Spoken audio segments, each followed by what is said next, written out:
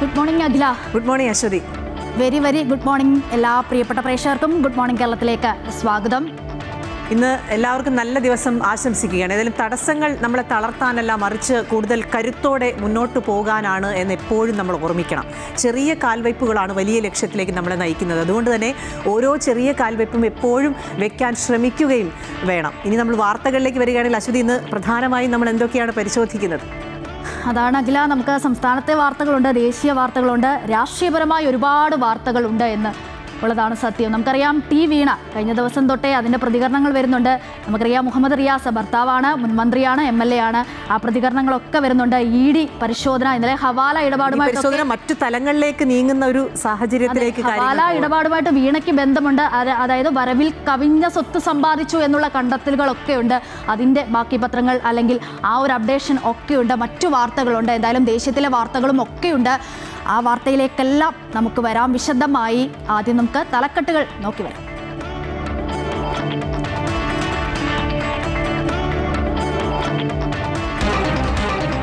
വീണ വിദേശത്തേക്ക് പണം അയച്ചതിൽ ഫെമ ചട്ടലംഘനം ഉണ്ടായോ എന്ന് അന്വേഷിച്ച ED. വിദേശത്തേക്ക് 85 ലക്ഷം അയച്ചത് ഫെമ ലംഘനമാണോ എന്ന് പരിശോധന തുടങ്ങി. മറ്റൊരാളുടെ പേരിലെടുത്ത സിം ഉപയോഗിച്ച് ഹവാല ഇടപാടുകൾക്കെന്ന് സംശയം.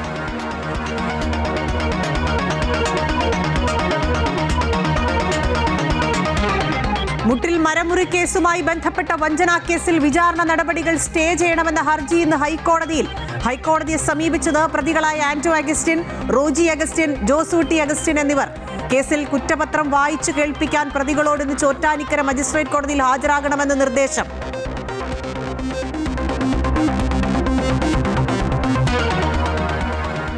കരുവാറ്റ കൊലപാതകത്തിൽ പ്രതികളായ കൗമാര സംഘത്തിലെ ആൺകുട്ടികളെ കസ്റ്റഡിയിൽ വാങ്ങി ചോദ്യം ചെയ്യാനൊരുങ്ങി പോലീസ്. ശനിയാഴ്ച ജുവനൈൽ ജസ്റ്റിസ് ബോർഡിന് അപേക്ഷ നൽകും. കുറ്റകൃത്യങ്ങൾക്കായി ഗൂഢാലോചനയിൽ പങ്കാളിയായ പെൺകുട്ടിയെ ശിശുക്ഷേമ സമിതിയുടെ സംരക്ഷണ കേന്ദ്രത്തിലേക്ക് മാറ്റി.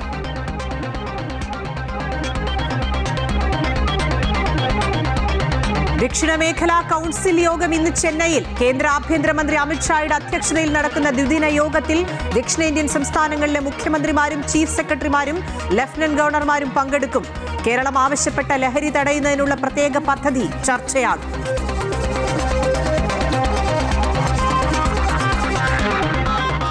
ബംഗ്ലാദേശിൽ ഇന്ന് പ്രസിഡന്റ് തിരഞ്ഞെടുപ്പ്. മത്സരം BNPയുടെ മിർസ ഫക്രുൽ ഇസ്ലാം ആലംഗീറും പ്രതിപക്ഷ സ്ഥാനാർത്ഥി കേണൽ ഒലി അഹമ്മദും തമ്മിൽ. വിജയമുറപ്പിച്ച BNP.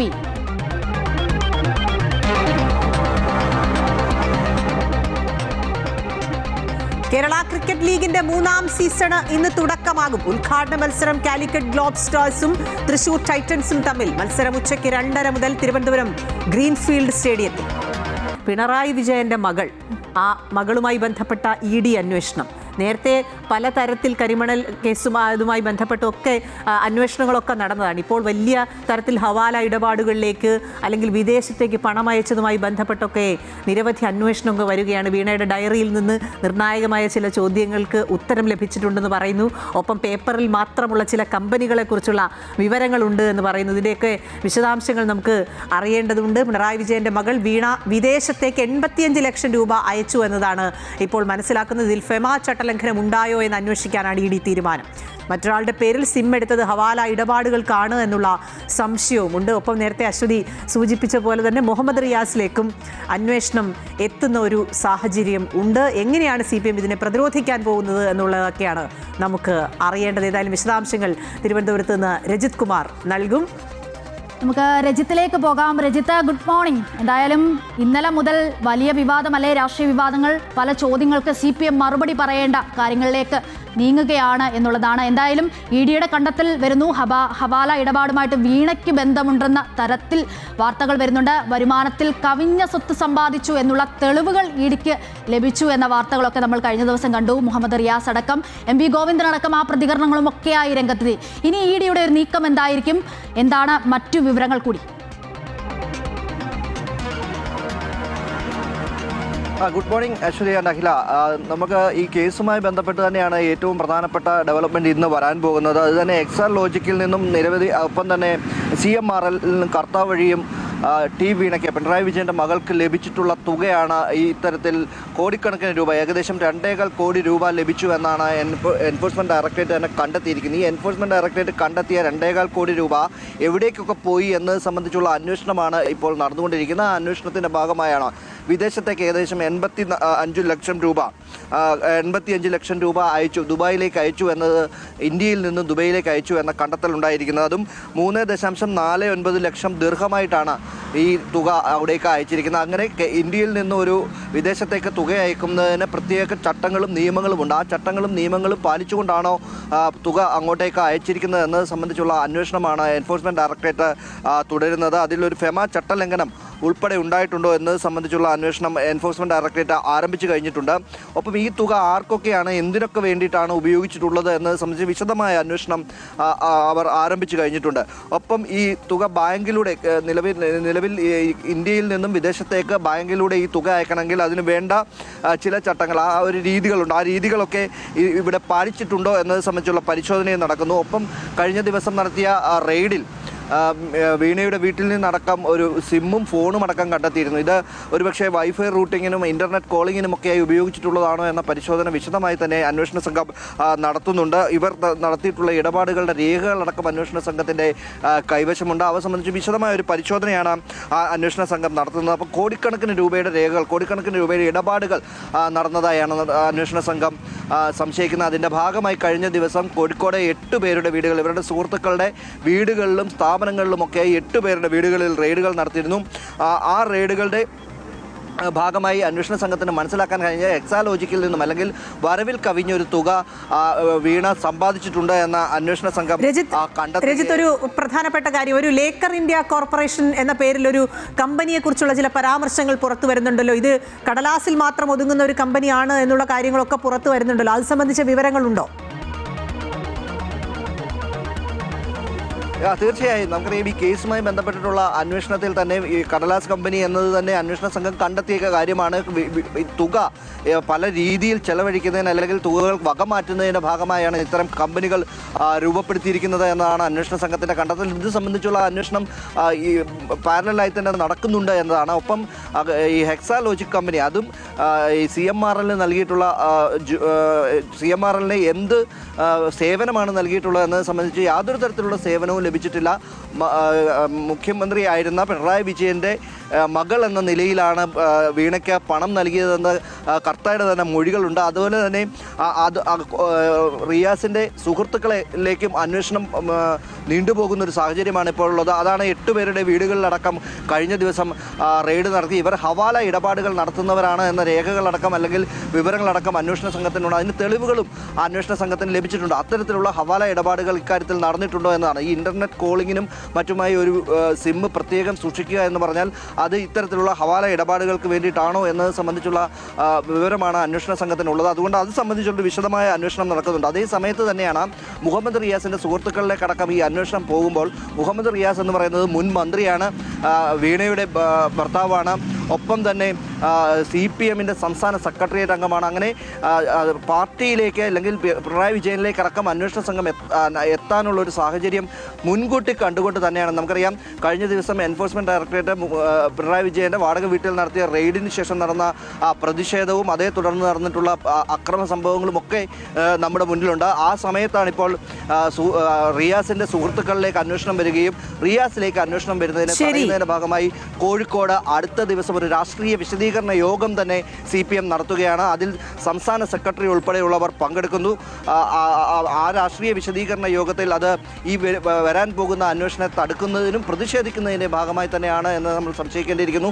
അങ്ങനെ അന്വേഷണം മുഹമ്മദ് റിയാസിലേക്കും തുടർന്ന് പിണറായി വിജയനിലേക്കും എത്തുകയാണെങ്കിൽ അതിന് തടയിടുന്നതിന് വേണ്ടിയിട്ടുള്ള ഒരു രാഷ്ട്രീയ വിശദീകരണ യോഗവും പ്രതിഷേധ പരിപാടികളുമായിരിക്കും വരാൻ പോകുന്ന ദിവസം. ശരി രജിത്ത്, ഏതായാലും അന്വേഷണം ഇനി ED അന്വേഷണം, രജിത്ത് സൂചിപ്പിച്ച പോലെ ED അന്വേഷണം ഇങ്ങനെ പുരോഗമിക്കുകയാണ്. അതിൽ എന്ത് വിശദീകരണമാണ് ഈ വിശദീകരണ യോഗം വിളിച്ച് CPM നടത്താൻ പോകുന്നത് എന്നുള്ളതാണ് സംശയം. അതൊരു വശത്ത്. മറുവശത്ത് ഞാൻ നേരത്തെ സൂചിപ്പിച്ച പോലെ തന്നെ മുഹമ്മദ് റിയാസ് പറഞ്ഞ ഒരു കാര്യമുണ്ട്. അതായത് ടി വീണ അവരൊരു സ്ത്രീയാണ്, അവർ ബിടെക് പഠിച്ചതാണ്. അപ്പോൾ അവർക്ക് ബിസിനസ്സൊക്കെ ചെയ്യാനുള്ള സ്വാതന്ത്ര്യവും അവകാശവും ഒക്കെ ഉണ്ട്. അതെല്ലാ സ്ത്രീകൾക്കുമുണ്ട്.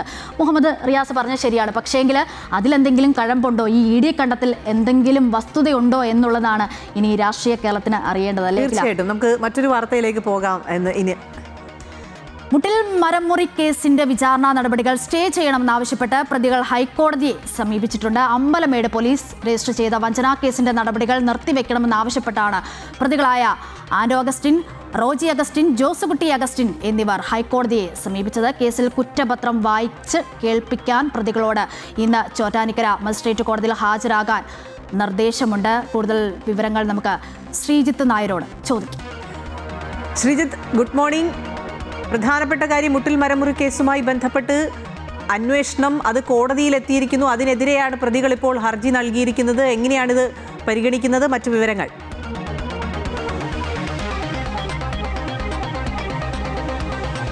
Aswathy, good morning. Akhila, good morning. Muttil മരമുറി കേസ് വളരെ വിവാദമായ രാഷ്ട്രീയ പശ്ചാത്തലമൊക്കെ ഉള്ള ഒരു കേസാണ്. എന്തായാലും ഈ കേസുമായി ബന്ധപ്പെട്ട സംസ്ഥാനത്തിൻ്റെ വിവിധ ഭാഗങ്ങളിൽ വിവിധ കേസുകൾ നിലനിൽക്കുന്നുണ്ട്.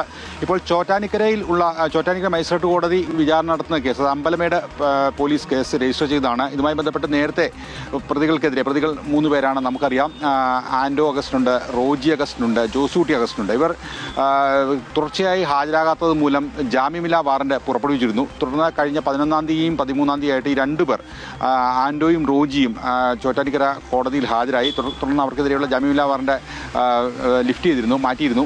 അതിനിടയിലാണ് കഴിഞ്ഞ 2 ദിവസം മുമ്പ് ഈ കേസിൻ്റെ വിചാരണ നടപടികളുമായിട്ട് സഹകരിക്കാൻ വേണ്ടി വീണ്ടും ഇവർക്ക് നോട്ടീസ് നൽകിയത്, കുറ്റപത്രം ഉൾപ്പെടെ വായിച്ച് കേൾപ്പിക്കാൻ. പക്ഷേ ഇതിനെതിരെ ഇവർ ഹൈക്കോടതിയെ സമീപിക്കുകയും ഇവർക്ക് 2 ദിവസത്തെ സാവകാശം നൽകുകയും ചെയ്തിരുന്നു. അതാണ് ഇന്നത്തെ ദിവസം. അപ്പോൾ ഇന്ന് ഇവർ 3 പേരും ഈ കുറ്റപത്രം വായിച്ച് കേൾക്കുന്നതിന് വേണ്ടി കോടതിയിൽ ഹാജരാകേണ്ടതാണ്. ഇതിനെതിരെയാണ് വീണ്ടും ഇവർ ഹൈക്കോടതിയെ സമീപിച്ചിരിക്കുന്നത്. ഇവർ പറയുന്നൊരു കാരണം, സുൽത്താൻ ബത്തേരിയിൽ ആ കോടതിയിൽ ഈ കേസിൻ്റെ വിചാരണ നടപടികൾ പുരോഗമിച്ചുകൊണ്ടിരിക്കുകയാണ്. അതുകൊണ്ട് ആ നടപടികൾ പൂർത്തിയാകുന്നവരെ തങ്ങൾക്ക് സാവകാശം വേണം എന്നൊരു ആവശ്യമാണ് ഇവർ ഉന്നയിച്ചിരിക്കുന്നത്. നേരത്തെ ഈ കേസിൽ നിന്ന് തങ്ങളെ വിടുതൽ നൽകണം, ഡിസ്ചാർജ് നൽകണമെന്ന് ആവശ്യപ്പെട്ട് ഇവർ ഹൈക്കോടതിയെ ആദ്യഘട്ടത്തിൽ സമീപിച്ചിരുന്നു. പക്ഷേ ഹൈക്കോടതി ആ കാര്യം അവഗണിച്ചു. തുടർന്നാണ് ഇവർക്ക് ഈ കേസിൽ വിചാരണ നടപടികളുമായി ചോറ്റാനിക്കര മജിസ്ട്രേറ്റ് കോടതിയിൽ ഹാജരാകേണ്ടി വന്നത്. ഇവിടെ അലിയാർ എന്നൊരാൾ, അയാളുടെ കയ്യിൽ നിന്ന് ഏതാണ്ട് 1,40,00,000 രൂപയുടെ അടുത്ത് തുക ഈട്ടിത്തടി, അതായത് മേപ്പാടി, വയനാട് മേപ്പാടിയിൽ നിന്ന് തങ്ങൾക്ക് ആവശ്യത്തിന് നിയമാനുസൃതമായ പാസുകൾ ഉണ്ട് എന്ന് ഇവരെ ബോധ്യപ്പെടുത്തി വിശ്വാസവഞ്ചനയാണ്. ആ വിശ്വാസവഞ്ചന നടത്തി പണം തട്ടി എന്നുള്ള കേസാണ്, അലിയാർ എന്നുള്ള ആൾ നൽകിയ കേസാണ് അമ്പലമേട് പോലീസ് രജിസ്റ്റർ ചെയ്ത് ചോറ്റാനിക്കര കോടതിയിൽ ഇപ്പോൾ വിചാരണ നടത്തുന്നത്. ആ കേസുമായി ബന്ധപ്പെട്ടാണ് ഇപ്പോൾ ഇന്നത്തെ കുറ്റപത്രം വായിച്ച് കേൾപ്പിക്കാൻ വേണ്ടി ഇവരോട് എത്താൻ ആവശ്യപ്പെട്ടിരിക്കുന്നത്. ഹൈക്കോടതി ഇന്ന് ഈ കേസ് പരിഗണിക്കുന്നതാണ് നമ്മുടെ വിശ്വാസം.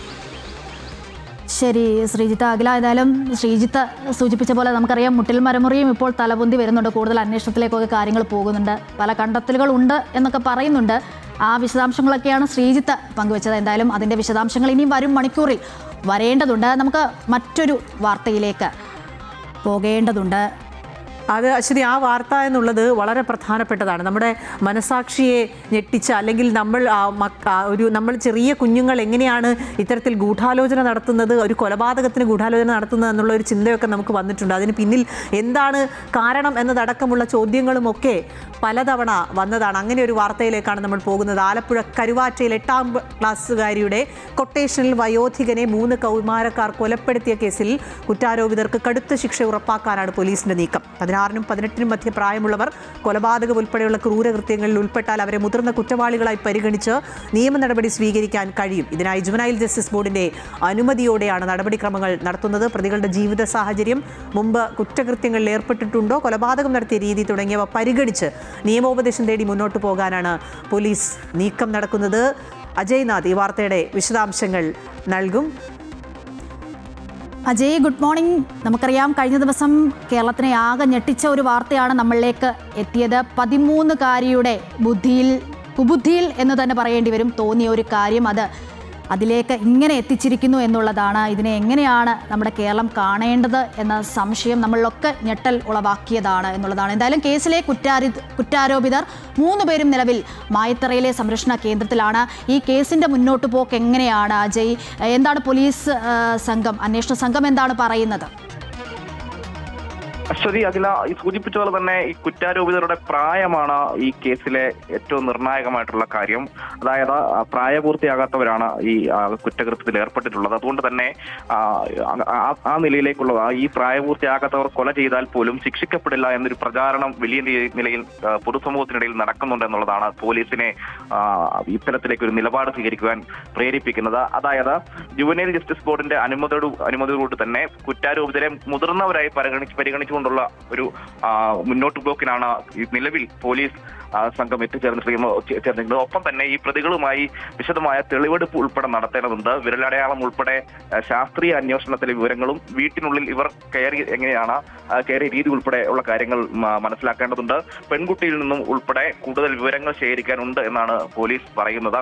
ഒപ്പം തന്നെ ഇവരെ സംബന്ധിക്കുന്ന വിവരങ്ങൾ പുറത്തുവിടുന്നതിൽ നിയമപരമായ പ്രശ്നങ്ങൾ നിലനിൽക്കുന്നതിൽ തന്നെ ഇവരുടെ പ്രായത്തെ പരിഗണിച്ചുകൊണ്ട് ഇനിയും തുടർന്നുള്ള ഇത്തരം കേസുകൾ ഒഴിവാക്കാനുള്ള ഒരു ശ്രമവും പോലീസിന്റെ ഭാഗത്തുനിന്നുണ്ട്. അതായത് ഈ നിലയിൽ പ്രായമുള്ള കുട്ടികൾ വീണ്ടും കുറ്റകൃത്യങ്ങളിലേക്ക് എത്തിപ്പെടാനുള്ള ഒരു കാരണമായി ഈ കേസ് മാറരുത്. അതുകൊണ്ട് തന്നെ ആ നിലയിലാണ് പോലീസ് ഈ കേസിനെ കൈകാര്യം ചെയ്തത് എന്നുള്ളതാണ് ഏറ്റവും പ്രധാനപ്പെട്ട കാര്യം. അതുകൊണ്ട് തന്നെയാണ് കുറ്റാരോപിതരെ മുതിർന്നവരായി പരിഗണിച്ച് കൃത്യമായ വിചാരണ നടത്തുവാനും അവർക്ക് മതിയായ ശിക്ഷ വാങ്ങിക്കൊടുക്കുവാനുമുള്ള ഒരു ശ്രമം പോലീസിന്റെ ഭാഗത്ത് നിന്ന് ഉണ്ടാകേണ്ടത്.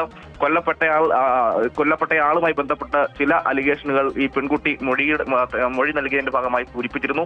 അത് ഉൾപ്പെടെയുള്ള കാര്യങ്ങളെ സംബന്ധിച്ച് കൂടുതൽ വിവരങ്ങൾ പോലീസിന് കണ്ടെത്തേണ്ടതായിട്ടുണ്ട്. ഈ കുട്ടിക്ക് നിരവധിയായിട്ടുള്ള സുഹൃത്തുക്കൾ ഉണ്ടായിരുന്നു. അവരെ ഉൾപ്പെടെ ഈ കേസുമായി ബന്ധപ്പെട്ട ചോദ്യം ചെയ്യുമെന്നാണ് മനസ്സിലാക്കുന്നത്. കുട്ടിയുമായി ബന്ധപ്പെട്ട കൂടുതൽ വിവരങ്ങൾ ശേഖരിക്കേണ്ടതായിട്ടുണ്ട്. എന്തായാലും പോലീസിനെ സംബന്ധിച്ച ഇവരുടെ പ്രായം കണക്കിലെടുത്തുകൊണ്ട് തന്നെ പൊതുസമൂഹത്തിൽ ഒരു മറ്റുള്ള തരത്തിലേക്ക് ഇത് അനുകരിക്കാൻ പാടില്ലാത്ത തരത്തിലേക്കും ഈ പുതിയ തലമുറയ്ക്ക് ഒരു മാതൃക സൃഷ്ടിക്കുന്ന തരത്തിലേക്ക് ഈ കേസിനെ മാറ്റി തീർക്കുവാനാണ് നിലവിൽ പോലീസ് തീരുമാനിച്ചിരിക്കുന്നത്. അതുകൊണ്ട് തന്നെയാണ് മുൻപ് സൂചിപ്പിച്ച പോലെ തന്നെ നിയമോപദേശം തേടിയതിനു ശേഷം ഈ കേസിൽ കൃത്യമായ ഒരു ഇടപെടൽ പോലീസ് മുന്നോട്ട് കൊണ്ടുവന്നത്. അത് കഴിഞ്ഞ ദിവസം ജില്ലാ പോലീസ് മേധാവി ഉൾപ്പെടെ ഈ വിഷയത്തെ സംബന്ധിച്ച് സൂചിപ്പിക്കുന്ന സാഹചര്യം ഉണ്ടായിരുന്നു. എന്തായാലും ഈ കേസ് സമഗ്രമായി തന്നെ പഠിച്ച് മുന്നോട്ട് കൊണ്ടുപോകാനുള്ള ഒരു ക്രമീകരണമാണ് നിലവിൽ പോലീസിന്റെ ഭാഗത്തുനിന്നുള്ളത്. അതിന് നിയമോപദേശം തേടും. അടുത്ത ദിവസം തന്നെ കോടതിയെ സമീപിക്കുമെന്നാണ് നമുക്ക് മനസ്സിലാക്കാൻ വേണ്ടി കഴിയുന്നത്. ശരി, അജയ്നാഥാണ് വിവരങ്ങൾ നൽകിയത്. അശ്വതി, ഏതായാലും ഇങ്ങനെയുള്ള സംഭവങ്ങൾ ഇനി ആവർത്തിക്കാതിരിക്കാനുള്ള നടപടികൾ തീർച്ചയായിട്ടും ഉണ്ടാകണം. കുട്ടികൾക്ക് ആവശ്യമായ ബോധവൽക്കരണം ഒക്കെ നൽകേണ്ട ഒരു സാഹചര്യത്തിലൂടെയാണ് നമ്മൾ കടന്നു പോകുന്നത്. തീർച്ചയായും.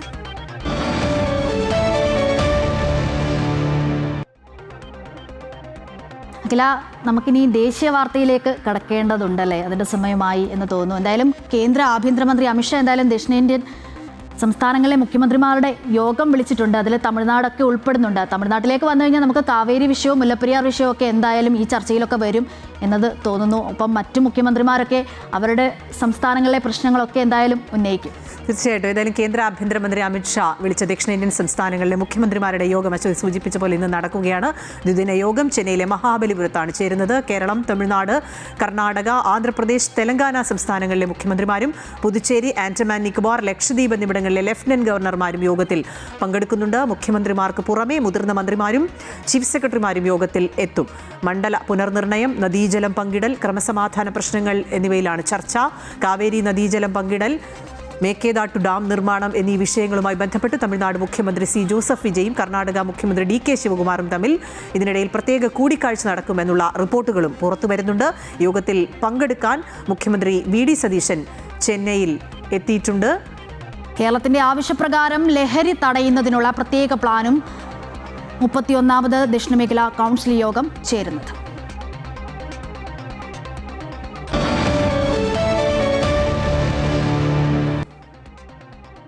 അശ്വതി, ഇനി അന്താരാഷ്ട്ര തലത്തിലേക്ക് പോയാൽ ബംഗ്ലാദേശിൽ തെരഞ്ഞെടുപ്പാണ്.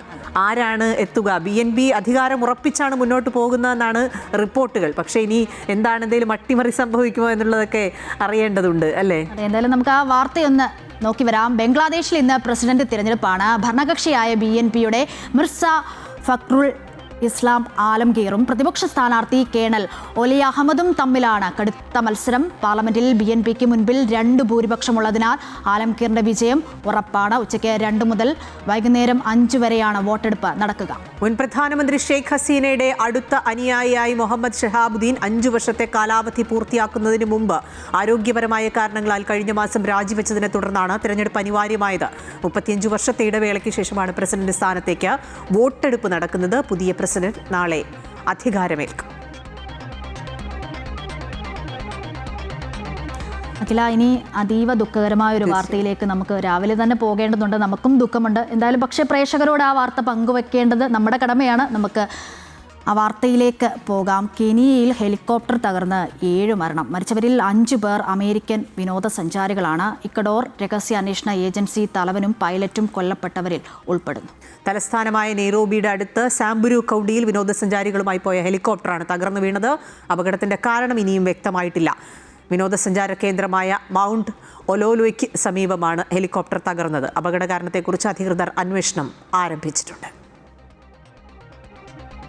സംസ്ഥാനത്ത് ഇന്ന് പ്രതീക്ഷിക്കുന്ന മറ്റു വാർത്തകൾ എന്തൊക്കെയെന്ന് ഇനി റീജിയണൽ റൗണ്ടപ്പിൽ നമുക്ക് പരിശോധിക്കാം. തെക്കൻ കേരളത്തിലെ വിവരങ്ങളുമായി രജിത് കുമാറുണ്ട്. മധ്യ കേരളത്തിൽ നിന്നും ശ്രീജിത്ത് നായരും വടക്കൻ കേരളത്തിൽ നിന്നും ജോസഫ് അഗസ്റ്റിനും ചേരുന്നുണ്ട്. അവരിലേക്ക് പോകും. തീർച്ചയായിട്ടും. എന്തായാലും ഒരിക്കൽ കൂടി ഗുഡ് മോർണിംഗ് രജിത്, ശ്രീജിത്ത് ഒപ്പം ജോസഫ്. Good morning. ആദ്യം നമുക്ക് രജിത്തിലേക്ക് പോകാം. രജിത്ത്, എന്തൊക്കെയാണ് ഇന്ന് തെക്കൻ കേരളത്തിൽ നിന്നും പ്രതീക്ഷിക്കുന്ന വാർത്തകൾ?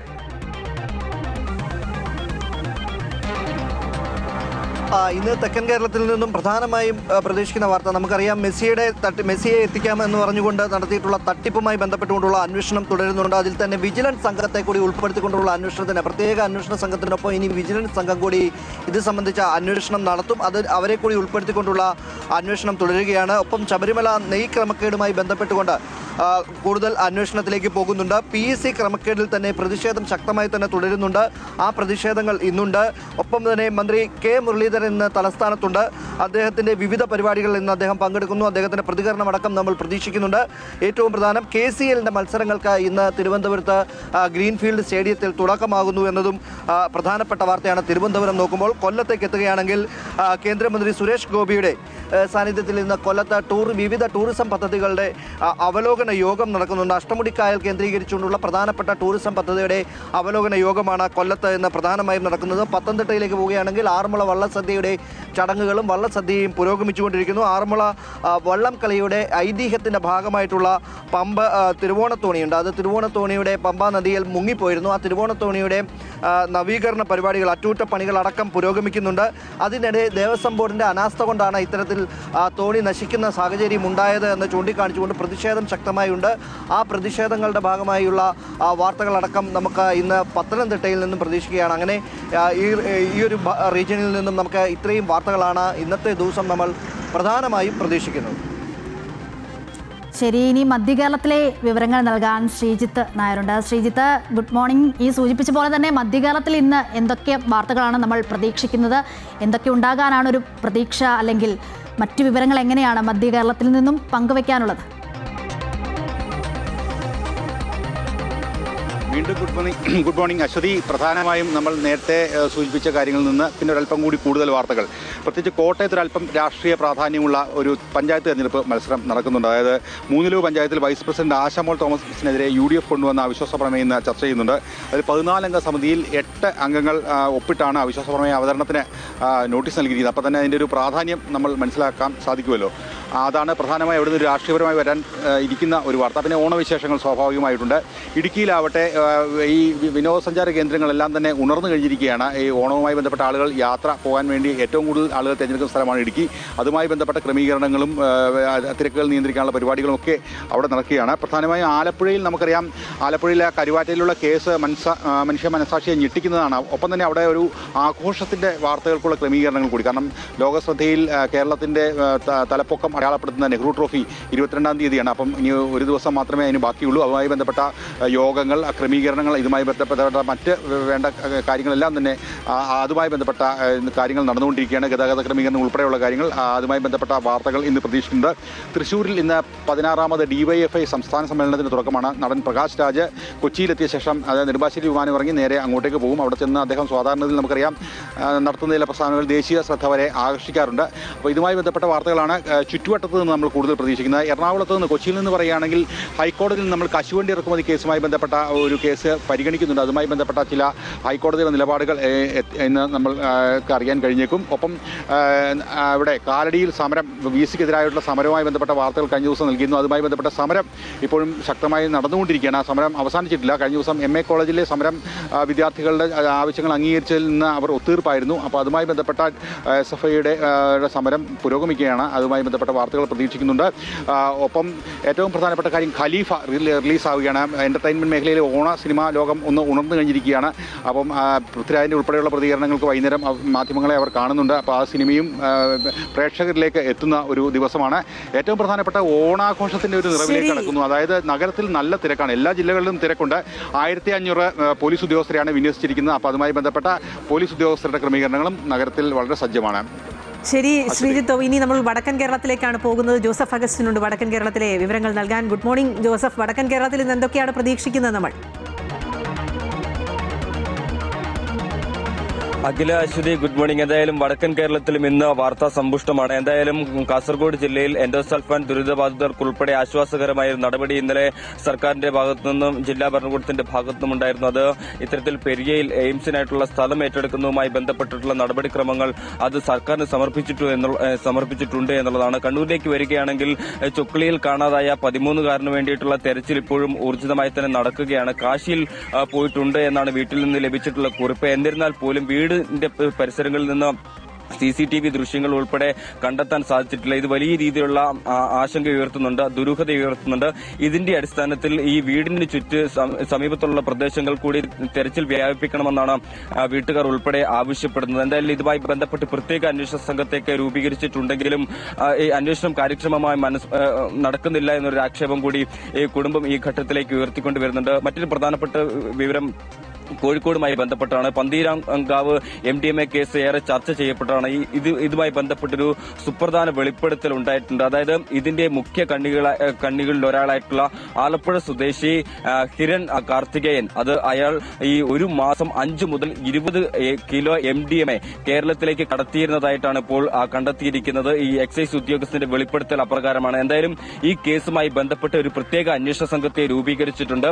ഇതിൽ മുഖ്യ ആസൂത്രകനായിട്ടുള്ള നൈജീരിയൻ പൗരന് വേണ്ടിയിട്ടുള്ള തെരച്ചിൽ ഇപ്പോൾ ഊർജിതമാക്കിയിട്ടുണ്ട്. ഏതായാലും ഈ മാസപ്പടി കേസുമായി ബന്ധപ്പെട്ട് മുഹമ്മദ് റിയാസിന്റെ കൂടുതൽ സുഹൃത്തുക്കൾ ഉൾപ്പെടെ ചോദ്യം ചെയ്യാനും അതുപോലെ തന്നെ വിളിച്ചു വരുത്താനുള്ള സാധ്യതയാണ് ഇന്ന് മലബാർ റേഞ്ചിൽ നിന്ന് കാണുന്നത്. ഇന്നലെയൊക്കെ വലിയ രീതിയിലുള്ള തിരച്ചിൽ EDയുടെ നേതൃത്വത്തിൽ നടത്തിയിരുന്നു. ഇന്നും അല്ലെങ്കിൽ വരും ദിവസങ്ങളിലും സമാനമായിട്ടുള്ള ഒരു പരിശോധന EDയുടെ ഭാഗത്തുനിന്നുണ്ടാകുമെന്ന് തന്നെയാണ് പ്രതീക്ഷിക്കുന്നത്. മറ്റൊരു പ്രധാനപ്പെട്ട വിവരം മലപ്പുറത്ത് നിന്നാണ്. മലപ്പുറത്ത് മലയാളം സർവകലാശാലയിൽ ഗവേഷക വിദ്യാർത്ഥിയായിട്ടുള്ള അനഘ നൽകിയിരിക്കുന്ന ഒരു പരാതിയുണ്ട്. ജാതീയ അധിക്ഷേപങ്ങൾക്കും താൻ ഇരയായിട്ടുണ്ട് എന്നുള്ള ഒരു പരാതിയാണ് അവർ ഉന്നയിക്കുന്നത്. മാത്രവുമല്ല ഇതുമായി ബന്ധപ്പെട്ട് അവർ പ്രതിഷേധം ഇരിക്കുന്ന ഒരു സാഹചര്യമാണുള്ളത്. ഇന്നും സമാന രീതിയിൽ പ്രതിഷേധം തുടരാൻ തന്നെയാണ് അനഘയുടെ തീരുമാനം. അക്കാദമിക് പിന്തുണ ലഭിച്ചിട്ടില്ല, ജാതീയമായ വിവേചനത്തിന് താൻ ഇരയായിട്ടുണ്ട് എന്നാണ് അവർ പറയുന്നത്. ഇതൊക്കെയാണ് പ്രധാനമായും മലബാർ റീജിയനിൽ നിന്ന് ഇന്ന് സംഭവിക്കാൻ സാധ്യതയുള്ള വാർത്തകൾ. അശ്വതി, അഖില. ശരി, തിരുവനന്തപുരത്ത് നിന്ന് രജിത് കുമാർ, ഒപ്പം കൊച്ചിയിൽ നിന്ന് ശ്രീജിത്ത് നായർ, കണ്ണൂരിൽ നിന്ന് ജോസഫ് അഗസ്റ്റിൻ എന്നിവരാണ് വിശദാംശങ്ങൾ നൽകിയത്. നോക്കാം ഇനി നമുക്ക് ദേശീയ വാർത്തകൾ ചുരുക്കത്തിൽ. വിദ്വേഷ പ്രസംഗ കേസിൽ കോടതി അറസ്റ്റ് വാറന്റ് പുറപ്പെടുവിച്ച തൃണമൂൽ കോൺഗ്രസ് MP ബഹുവ മൊയ്ത്ര കോടതിയിൽ ഹാജരായേക്കും. പശ്ചിമ ബംഗാളിൽ നദിയ ജില്ലയിലെ കൃഷ്ണനഗർ ജുഡീഷ്യൽ മജിസ്ട്രേറ്റ് കോടതിയാണ് കഴിഞ്ഞ ദിവസം MP-ക്കെതിരെ വാറന്റ് പുറപ്പെടുവിച്ചത്. തുടർച്ചയായി കോടതിയിൽ ഹാജരാകാത്തതിനെ തുടർന്നായിരുന്നു നടപടി. ഈ മാസം 28-നകം വാറന്റ് നടപ്പാക്കിയതിന്റെ റിപ്പോർട്ട് സമർപ്പിക്കാൻ പോലീസിന് കോടതി നിർദ്ദേശം നൽകിയിരുന്നു. 3 ദിവസത്തെ RSS അഖില ഭാരതീയ സമന്വയ ബൈഠക് ആന്ധ്രാപ്രദേശിലെ വിശാഖപട്ടണത്ത് പുരോഗമിക്കുന്നു. സർസംഘചാലക് ഡോക്ടർ മോഹൻ ഭഗവത്, സർക്കാരി വാഹ് ദത്താത്രേയ ഹൊസബളെ തുടങ്ങിയവർ യോഗത്തിൽ മാർഗനിർദ്ദേശം നൽകും. RSSന്റെ വിവിധ സംഘടനകളുടെ ദേശീയ ചുമതല വഹിക്കുന്ന 49 വനിതകൾ ഉൾപ്പെടെ 327 പേരാണ് പങ്കെടുക്കുന്നത്. RSSന്റെ 100ാം വാർഷികത്തോടനുബന്ധിച്ച് ആരംഭിച്ച കാര്യപരിപാടികൾ യോഗം ചർച്ച ചെയ്യും. KPCC പ്രസിഡന്റിനെ തീരുമാനിക്കുന്നതിൽ ധാരണയിലെത്താതെ മുതിർന്ന നേതാക്കൾ. കേരളത്തിന്റെ ചുമതലയുള്ള ജനറൽ സെക്രട്ടറി ദീപദാസ് മുൻഷി വീണ്ടും നേതാക്കളുടെ അഭിപ്രായം തേടും. പുതിയ പ്രസിഡന്റിനെ തീരുമാനിക്കുന്നതിൽ ഹൈക്കമാൻഡ് ഔദ്യോഗിക ചർച്ചകൾ ആരംഭിച്ചിട്ടില്ല എന്നും ഉചിതമായ സമയത്ത് പ്രഖ്യാപനം ഉണ്ടാകുമെന്നുമായിരുന്നു നേതാക്കളുടെ വിശദീകരണം. പ്രവർത്തക സമിതി യോഗത്തിനെത്തിയ മുഖ്യമന്ത്രി VD സതീശനും രമേശ് ചെന്നിത്തലയും ദേശീയ നേതൃത്വത്തെ അഭിപ്രായം അറിയിച്ചിരുന്നു. നമുക്ക് വഴികാട്ടിയായ പ്രിയപ്പെട്ടവർ വാർദ്ധക്യത്തിൽ ശാരീരികമായും മാനസികമായും എത്രത്തോളം സുരക്ഷിതരാണ്? അവർക്ക് തണലേകാൻ നമ്മുടെ സംവിധാനങ്ങൾ എത്രത്തോളം പര്യാപ്തമാണ്? അമൃത ന്യൂസിന്റെ സാമൂഹിക പ്രതിബദ്ധതയുടെ ഭാഗമായി ഇക്കാര്യങ്ങൾ ഞങ്ങൾ അന്വേഷിക്കുകയാണ്. അമൃത ന്യൂസ് ക്യാമ്പയിൻ നൽകാം സ്നേഹക്കൂട്ട്.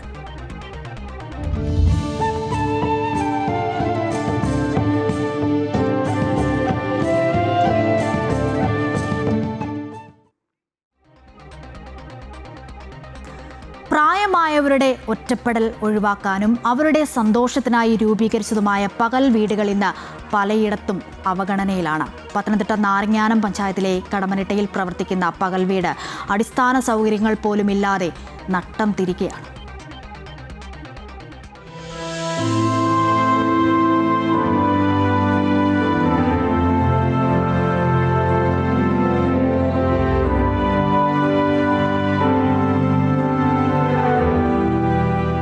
പ്രായമാകുമ്പോൾ ഉണ്ടാകുന്ന വിരസതയും ഒറ്റപ്പെടലും അകറ്റാൻ പ്രതീക്ഷയോടെ എത്തുന്ന വയോധികർക്കിപ്പോൾ പകൽ വീട് മറ്റൊരു ദുരിതകേന്ദ്രമായി മാറിയിരിക്കുകയാണ്. പത്തനംതിട്ട നാരങ്ങാനം പഞ്ചായത്തിലെ 8ാം വാർഡിൽ കടമനട്ടയിൽ പ്രവർത്തിക്കുന്ന പകൽ വീടാണ് പരാധീനതകളുടെ നടുവിൽ കഴിയുന്നത്. 75ലധികം ആളുകൾ രജിസ്റ്റർ ചെയ്തിട്ടുണ്ടെങ്കിലും നിലവിൽ 10-12 പേർ മാത്രമാണ് ദിവസവും ഇവിടെ എത്തുന്നത്. രാവിലെ 10 മണി മുതൽ വൈകിട്ട് 4 മണി വരെയാണ് പ്രവർത്തന സമയം. എത്തുന്ന വയോധികർക്ക് മണിക്കൂറുകളോളം കസേരകളിൽ തന്നെ ഇരിക്കേണ്ട അവസ്ഥയാണ്. പ്രായത്തിൻ്റെ അവശത മൂലം ഒന്ന് വിശ്രമിക്കാനോ കിടക്കാനോ സൗകര്യമില്ല. അതിന് വേണ്ടുന്ന ആഹാരങ്ങൾ ഞങ്ങൾക്ക് കൃത്യസമയത്തൊക്കെ കിട്ടുക, വെള്ളം, അതുപോലെ ഇരിപ്പിടത്തിൻ്റെ ഇരുന്ന് ആഹാരവും കഴിക്കുന്നതിനുള്ള, ഒന്ന് വയ്യാതെ വന്നാൽ അവിടെ കിടക്കുന്നതിനുള്ള ഒരു സൗകര്യം, മാടി അങ്ങോട്ട് നമുക്കൊന്ന് നടക്കാനും ഇരിക്കാനും ഒക്കെയുള്ള സൗകര്യക്കുറവുകളുണ്ട്. മേൽക്കൂര പൂർണ്ണമായും ടിൻഷീറ്റ് ആയതിനാൽ വേനൽക്കാലത്ത് കടുത്ത ചൂടാണ് അനുഭവപ്പെടുന്നത്. മഴക്കാലത്ത് കെട്ടിടം ചോർന്നൊലിക്കുകയും ചെയ്യും. ഒത്തുചേരാനും സങ്കടങ്ങൾ പങ്കുവെക്കാനും എത്തുന്ന ഇവർ ദുരിതം സഹിച്ചാണ് ഇവിടെ സമയം തള്ളി നീക്കുന്നത്. ഞങ്ങളെല്ലാം കൂടെ കൂടി ഒരു സന്തോഷകരമായിട്ട് ഇങ്ങനെ പോയിക്കൊണ്ടിരിക്കുന്നു. പക്ഷേ ഞങ്ങൾക്ക് ചില സമയങ്ങളിൽ ആഹാരമില്ല.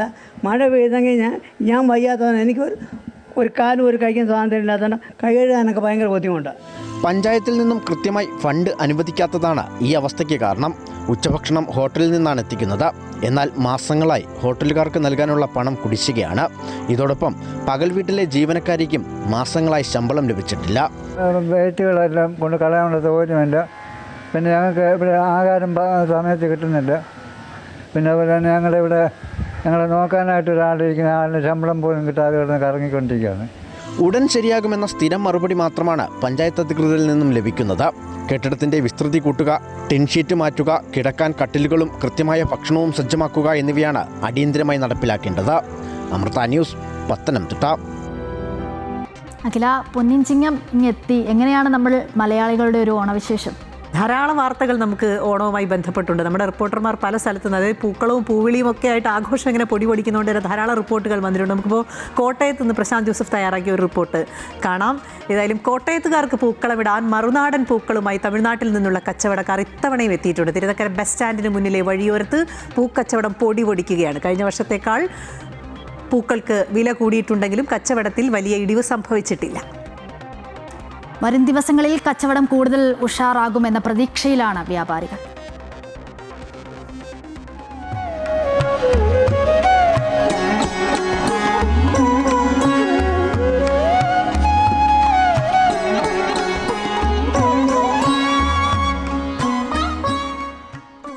അത്തം പിറന്നതിനൊപ്പം തമിഴ്നാട്ടിൽ നിന്നുള്ള കച്ചവടക്കാർ തിരുനക്കരയിലെത്തി. ചെണ്ടുമല്ലിയും ജമന്തിയും മുല്ലയും അരളിയുമൊക്കെയായി തിരുനക്കരയിൽ കച്ചവടം പൊടിപൊടിക്കുകയാണ്. ദിണ്ടുഗലിൽ നിന്നുള്ളവരാണ് വ്യാപാരികളിൽ കൂടുതലും. പൂക്കൾ എത്തിക്കുന്നത് തമിഴ്നാട്ടിൽ നിന്നും കർണാടകയിൽ നിന്നുമൊക്കെയാണ്. വർഷങ്ങളായി ഓരോ ഓണക്കാലത്തും ഇവർ പൂക്കച്ചവടത്തിനായി തിരുനക്കരയിൽ എത്താറുണ്ട്. ഇത്തവണയും ഓണമായതോടെ പൂവില കുതിച്ചുയർന്നു. ചെണ്ടുമല്ലിക്കും വാടാമുല്ലയ്ക്കും കിലോയ്ക്ക് 300 രൂപയാണ് വില. റോസ് നിറമുള്ള അരളിക്ക് കിലോയ്ക്ക് 400 രൂപയും വെള്ള ചുവപ്പ് അരളികൾക്ക് കിലോയ്ക്ക് 600 രൂപയും വിലയുണ്ട്. റോസാപ്പൂവിന് 500 രൂപയും മുല്ലപ്പൂവിന് മീറ്ററിന് 150 രൂപയും കിലോയ്ക്ക് 1300 രൂപയുമാണ് வில. இங்கே நாங்கள் 20 வருஷமாக பூ கச்சவடம் பண்ணிகிட்டு இருக்கோம். ஆனால் இந்த வருஷத்தில் ரொம்ப கச்சவடம் வந்து விலை ஜாஸ்தியாக போயிட்டுருக்கு. பூ எல்லா பூவுமே விலை ஜாஸ்தியாக போயிட்டுருக்கு. இன்னும் என்ன நிலவரம்னு தெரியல. அடுத்து நாள் பட இன்னும் ஓணம் பருவடி வரந்தட்டிக்கும் ரேட்டு ஜாஸ்தி ஆகும்ன்ற ஒரு எதிர்பார்ப்பில் நாங்கள் இருக்கோம். ரேட்டு கம்மியாக போனால் நாங்களே கம்மியாக போவோம். முன்னே வந்து பூ எடுத்து வந்து திண்டுக்கல்ல எடுத்தோம். இப்போ வந்து எங்களுக்கு பெங்களூரு மார்க்கெட்லேயும் ஒசூர் மார்க்கெட்லேருந்து பூ வருது. അംഗങ്ങ തോട്ടത്തിൽ പോയി തന്നെ ഞങ്ങൾ വാങ്ങിട്ട് വന്ന് ഇപ്പോൾ കൊടുത്തിട്ടിരിക്കോം. കേരളത്തിൽ അധിക മഴ പൂക്കൃഷിക്ക് വെല്ലുവിളിയായെങ്കിൽ തമിഴ്നാട്ടിലും കർണാടകയിലുമൊക്കെ മഴ കുറഞ്ഞതാണ് വെല്ലുവിളി ഉയർത്തിയത്. ഇതോടെ വിപണിയിൽ പൂവിന്റെ വരവ് കുറഞ്ഞു, വില കൂടി. ஒன்று வெள்ளம் இங்கே தான் கேரளாவில் தான் வெள்ளம். தமிழ்நாட்டில் ரொம்ப தண்ணிக்கு வந்து வறட்சி, அதனால் பூ வரத்து வந்து ரொம்ப கம்மியாக இருக்குது. அன்றாட மார்க்கெட் ரேட்டு எந்த ரோட்டோ அந்த ரேட்டுக்கு வந்து நாங்கள் அங்கே இருக்கிறது மக்களுக்காண்டி வந்து டெலிவரி பண்ணி கொடுக்குறோம். பெங்களூர் மார்க்கெட்டு, ஒசூர், மதுரை 3 மார்க்கெட்டு நிலவரம். திண்டுக்கல், எங்கள் சொந்த ஊர் திண்டுக்கல். அங்கே பூ இல்லைன்னா நாங்கள் உங்களுக்காண்டி நாங்கள் போய் அங்கே വാങ്ങണം. വലിയ തുക നഗരസഭയിൽ ഫീസടച്ചാണ് വ്യാപാരികൾ വഴിയരികിൽ പൂക്കച്ചവടത്തിന് ഇടം പിടിച്ചിരിക്കുന്നത്. തട്ടിടുന്നതിനും ഷെഡ് കെട്ടുന്നതിനുമൊക്കെ വലിയ തുക വേറെയും ചിലവായി. ഇതും പൂക്കളുടെ വില ഉയരാൻ കാരണമായിട്ടുണ്ട്. പൂക്കളത്തിന് വേണ്ട വിവിധ നിറങ്ങളിലുള്ള പൂക്കൾ ഇനം തിരിച്ചു വാങ്ങിയാൽ വലിയ തുകയാകുമെന്നതിനാൽ വിവിധ നിറങ്ങളിലുള്ള പൂക്കൾ ഒന്നിച്ച് 1 കിലോ, 2 കിലോ, 3 കിലോ എന്നിങ്ങനെ തൂക്കമുള്ള കിറ്റുകളായും വിൽക്കുന്നുണ്ട്. സ്കൂളുകളിലും കോളേജുകളിലും ഓണാഘോഷങ്ങൾ ആരംഭിക്കുന്നതോടെ പൂക്കളുടെ ഡിമാൻഡ് കൂടും, ഒപ്പം വിലയും കൂടിയേക്കും.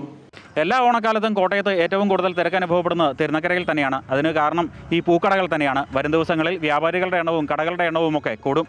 തിരുനക്കരയിൽ നിന്നും ക്യാമറമാൻ ജിത്തുകൃഷ്ണനൊപ്പം പ്രശാന്ത് ജോസഫ്, അമൃത ന്യൂസ്. അശ്വതി, ഇനി നമുക്ക് ഗുഡ് മോർണിംഗ് കേരളത്തിലേക്ക് അതിഥിയുടെ വിശേഷങ്ങളിലേക്കാണ് പോകേണ്ടത്. തീർച്ചയായും അഖില, നമുക്ക് അതിലേക്ക് പോകാം. എന്തായാലും ഓണവിശേഷങ്ങളുമായി മലയാളത്തിൻ്റെ പ്രിയപ്പെട്ട എഴുത്തുകാരി ഇന്ദു മേനോൻ ഗുഡ് മോർണിംഗ് കേരളത്തിൽ അതിഥിയായി എത്തുകയാണ്. തൻ്റെ വരാനിരിക്കുന്ന ഓണവിശേഷങ്ങളും കഴിഞ്ഞ കാലത്തെ ഓണ ഓർമ്മകളും എല്ലാം പങ്കുവെക്കാനായി കോഴിക്കോട് നിന്നും MM രാഗേഷിനൊപ്പമാണ് ഇന്ദു മേനോൻ ചേരുന്നത്. നമുക്ക് അത് കണ്ടിട്ട് മടങ്ങിയെത്താം. മലയാളത്തിൻ്റെ പ്രിയ എഴുത്തുകാരി ഇന്ദു മേനോനാണ് നമ്മളോടൊപ്പം ഗുഡ് മോർണിംഗ് കേരളത്തിൽ അതിഥിയായുള്ളത്. നമസ്കാരം. നമസ്കാരം. നമ്മൾ ഓണ വേഷത്തിലാണ്, യാദൃച്ഛികമായിട്ടാണെങ്കിലും അല്ലേ? അതെന്താന്ന് വെച്ചാൽ ഇവിടെ ഓണപരിപാടി ഉണ്ട്. അന്ന് എനിക്ക് ജോലിയുണ്ട്, ഫീൽഡാണ്. അപ്പം ഞാൻ വിചാരിച്ചു എല്ലാവരോടും പറഞ്ഞത് ഞാൻ സ്വന്തമായി ഓണം ആഘോഷിക്കുന്ന ആളാണ് പറഞ്ഞിട്ട് ഞാൻ സ്വന്തമായിട്ട് സ്വയം പ്രഖ്യാപിത ഓണാഘോഷിക്കണ. ഞാൻ തന്നെ എൻ്റെ ഓണത്തിന് വേണ്ടി എടുത്ത ഒരു തീം കളറൊക്കെ പറഞ്ഞിരുന്നു, വയലറ്റ് എന്നൊക്കെ. അപ്പോൾ ഞാൻ അത് ഇട്ടിട്ട് ഇങ്ങോട്ട് വന്നു. എനിക്ക് അന്ന് വരാൻ പറ്റില്ല, അപ്പം അതുകൊണ്ട് അങ്ങനെ ഇട്ട് വന്നെന്ന് മാത്രമേ ഉള്ളൂ. എനിക്ക് തോന്നുന്നു നമ്മളുടെ ഓരോ കാലത്തെയും ഓണം എന്ന് പറയുന്നത് അത് വ്യത്യസ്തമായിരിക്കും. പ്രത്യേകിച്ച് നമ്മളിങ്ങനെ കുട്ടിക്കാലത്ത് ഓണം കഴിഞ്ഞു, പിന്നെ പഠിക്കുന്ന സമയത്ത് ഓണം, പിന്നെ ക്യാമ്പസിലെത്തുന്ന സമയത്ത് വേറെ ഒരു ഓണം, അത് കഴിഞ്ഞ് പിന്നെ നമ്മൾ ഈ പറഞ്ഞ പോലെ തന്നെ ജോലിക്ക് അന്വേഷിക്കുന്ന സമയത്തൊരു ഓണം, ജോലി കിട്ടി അത്തരത്തിലുള്ളൊരു ഓണത്തിലാണ്. ജോലിയുടെ തിരക്ക്, ഔദ്യോഗിക തിരക്ക്, കൂട്ടത്തിൽ തന്നെ നമ്മുടെ സാഹിത്യം, എഴുത്തൊക്കെ തന്നെ കൊണ്ടുപോകുന്നു. ഈ കാലങ്ങളിലൂടെയുള്ള ഓണത്തിൻ്റെ ഒരു സഞ്ചാരം എങ്ങനെയാണ് ഇന്ദു ചേച്ചിയെ സംബന്ധിച്ച്? ഈ അച്ഛനും അമ്മയും വളർത്തുന്ന സമയത്ത്, നമ്മൾ അച്ഛനും അമ്മയും വളർത്തല്ലോ ഒരു ജോലിക്കൊക്കെ പോയിട്ട്, ആ സമയത്ത് ഓണമൊക്കെ ഭയങ്കര ആരായിരിക്കും. നമുക്ക് ഒന്നിനെ പറ്റി അറിയണ്ട.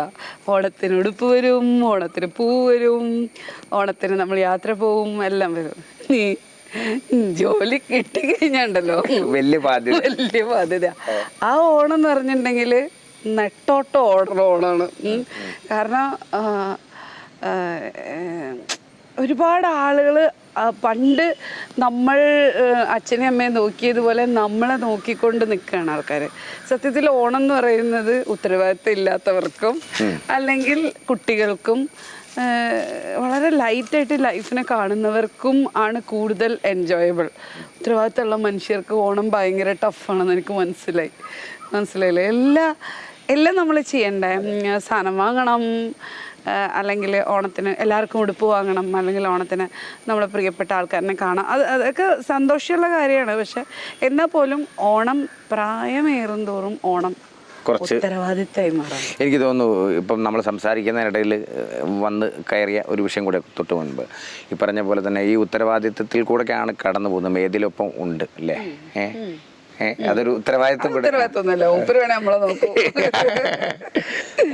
അല്ല, എനിക്ക് ഒരു കാലത്തും പിന്നെ ഞാൻ പറഞ്ഞ എനിക്കെപ്പോഴും വീട്ടിൽ നിറച്ച് ആൾക്കാരുള്ളതാണ് ഇഷ്ടം.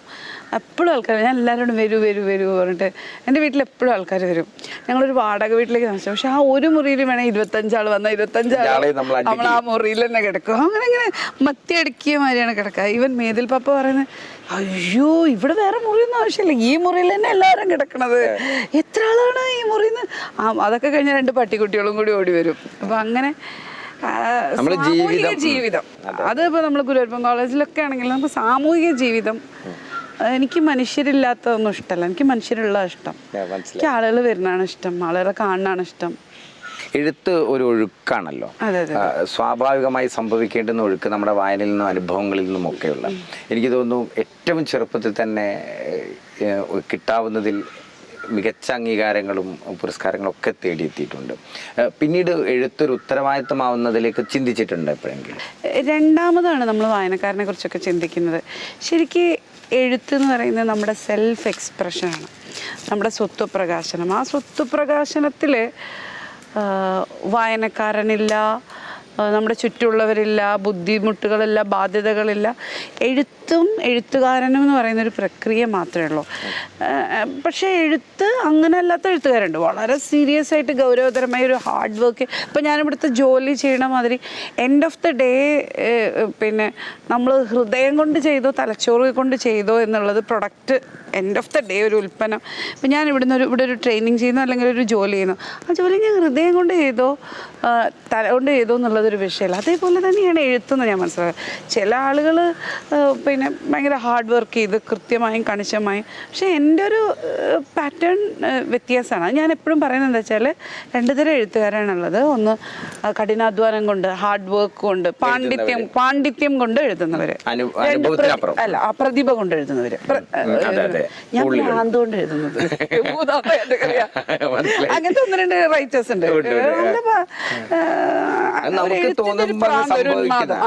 എഴുത്തിന്റെ ഒരു ഉന്മാദം, ആഹ്ലാദം, അങ്ങനെയുള്ള ഇതാണ്. പുതിയ എഴുത്തുകൾ ഞാൻ ഒരു എന്താ പറയുക, ഒരു പോസ്റ്റ് ഡോക്ക് കഴിഞ്ഞ് വന്നിട്ടിപ്പോൾ ഒരു വർഷമാവാനായി. പക്ഷേ അതിൻ്റെ ഇടയിൽ ഞാൻ ആ പോസ്റ്റ് ഡോക്കിൻ്റെ തന്നെ ഷാമനിസത്തെക്കുറിച്ചുണ്ട്, ട്രൈബൽ ഷാമനിസം, ഷാമനികതയും അതിൻ്റെ ഇതൊക്കെയാണ്. അപ്പം അതിൻ്റെ കുറച്ച് എഴുതി.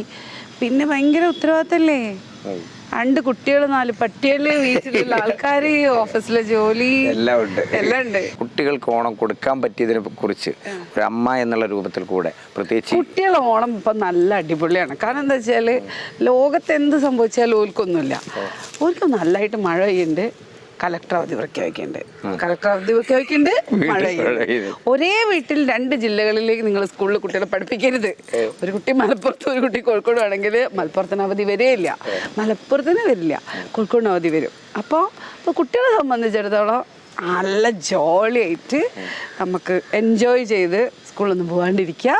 പിന്നെ ഓണത്തിൻ്റെ വെക്കേഷൻ വരെ ഓർക്ക് അതൊക്കെയാണ് പ്രധാനം. എന്തൊക്കെയാണ് ഭയങ്കര ടെൻഷനുള്ളപ്പോൾ ഇപ്പോൾ ടെൻഷൻ റിലീവ് ചെയ്യാൻ നമ്മൾ സൈക്യാട്രിസ്റ്റിൻ്റെ അടുത്ത് ഒന്നും പോകണ്ട, കളക്ടർമാരെ പേജ് വെക്കാൻ മതി. ഇതേപോലെ തന്നെയാണ് ഞാൻ ചേച്ചിയുടെ ഈ പറഞ്ഞ പോലെ FB ഫോളോ ചെയ്യുന്ന ഒരാളെ കൂടെയാണ്. ഇതിന്റെ കമന്റ് കാണുന്ന സമയത്തും ഭയങ്കര രസകരമായ കമന്റുകളാണ്. നമ്മളെന്തെങ്കിലും പറഞ്ഞാൽ ഭയങ്കര വിവാദം. അതെ, ഒപ്പം തന്നെ ഞാൻ ചോദിക്കട്ടെ, മുൻകാലങ്ങളിലെ എഴുത്തുകാരായിരുന്നെങ്കിൽ ഈ എഴുത്ത് എന്ന് പറയുന്നത്, അത് വായന എന്ന് പറയുന്നത് അതൊരു വിഭാഗം മാത്രമായിരുന്നു. പക്ഷേ സാമൂഹ്യ മാധ്യമം വന്ന സമയത്ത് അതിൻ്റെ ഒരു കാഴ്ചയും ആഘോഷവും തന്നെ മാറിയില്ലേ? സത്യത്തിൽ എഴുത്തുകാരെയും ആഘോഷിക്കുന്നില്ല, കൂടുതൽ അവസരങ്ങൾ അല്ല. ശരിക്കും എഴുത്തുകാരൊന്നും അല്ല അങ്ങനെ ആഘോഷിക്കപ്പെടുന്നത് ശരിക്കും സിനിമാക്കാരാണ്. സിനിമാക്കാർക്കാണ് അത്രയും വലിയ ആഘോഷം. കാരണം ഷോ ബിസിനസ്സാണ്, മനുഷ്യർക്കൊക്കെ കാണുന്നതാണല്ലോ ഭംഗി, കാണണത് കേൾക്കണത്, അതൊക്കെയാണ് കൂടുതൽ ആളുകൾക്ക് എൻജോയ് ഉള്ളത്.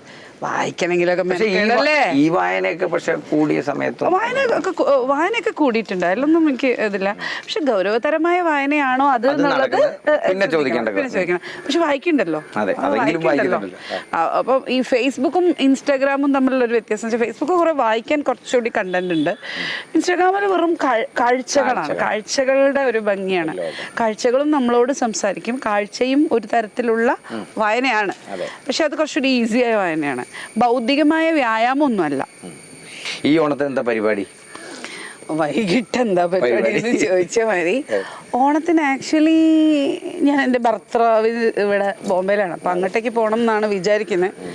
പക്ഷെ ഇന്ത്യൻ റെയിൽവേ അതിനനുവദിക്കുമെന്നറിയില്ല. പ്രത്യേകിച്ച് ഈ ഉത്സവ സീസണിൽ പൊതുവെ ടിക്കറ്റ് എവിടെയും കിട്ടാൻ ബുക്ക് ചെയ്തതാണ്, പക്ഷെ അതില്ല.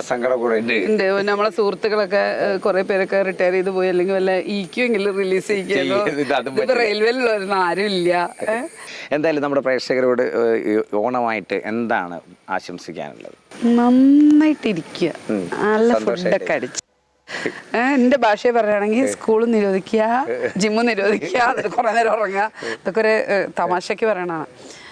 കാരണം എൻ്റെ മോൻ പറയുന്ന സ്കൂൾ അപ്പോൾ ഓൻ്റെ ശല്യം ഉണ്ടാവില്ല, ജിമ്മിൽ പോകണമെങ്കിൽ അവരെ ശല്യം ഉണ്ടാവില്ല. അപ്പോൾ നല്ല സുഖമായിട്ട് നന്നായിരിക്കുക, നല്ല ഭക്ഷണമൊക്കെ കഴിക്കുക, എല്ലാവർക്കും ഒരുമിച്ചിരിക്കാനുള്ള ഒരു അവസരമാണ് ഓണം. ഇതിൻ്റെ ഇടയിൽ സമയം കിട്ടുകയാണെങ്കിൽ ഞാൻ ഏതെങ്കിലും ഗോത്ര ഗ്രാമങ്ങളിലേക്ക് പോകണം എന്ന് തീരുമാനിച്ചിട്ടുണ്ട്. അല്ലെങ്കിൽ വയനാട്ടിലേക്കോ എവിടേക്കെങ്കിലും പോകണം എന്നായിരിക്കും. ഓക്കെ, എന്തായാലും ഇത്രയും നേരം സംസാരിച്ചതിൽ സന്തോഷം. ഗുഡ് മോർണിംഗ് കേരളത്തിൽ അതിഥിയായി വന്നതിൽ സന്തോഷം. ഗുഡ് മോർണിംഗ് കേരളത്തിന്. Good morning. കായിക വാർത്തകൾ നോക്കാം. കേരള ക്രിക്കറ്റ് ലീഗിന്റെ 3ാം സീസണിന് ഇന്ന് തിരുവനന്തപുരത്ത് തുടക്കമാകും. സെപ്റ്റംബർ 5 വരെ തിരുവനന്തപുരം കാര്യവട്ടത്തുള്ള ഗ്രീൻഫീൽഡ് സ്റ്റേഡിയമാണ് വേദി. ഉദ്ഘാടന മത്സരത്തിൽ ഇന്ന് ഉച്ചയ്ക്ക് 2:30 കാലിക്കറ്റ് ഗ്ലോബ് സ്റ്റാർസും തൃശൂർ ടൈറ്റൻസും ഏറ്റുമുട്ടും. രാത്രി 7:30 നിലവിലെ ചാമ്പ്യന്മാരായ കൊച്ചി ബ്ലൂ ടൈഗേഴ്സും ഏരീസ് കൊല്ലം സെയിലേഴ്സും തമ്മിലാണ് മത്സരം.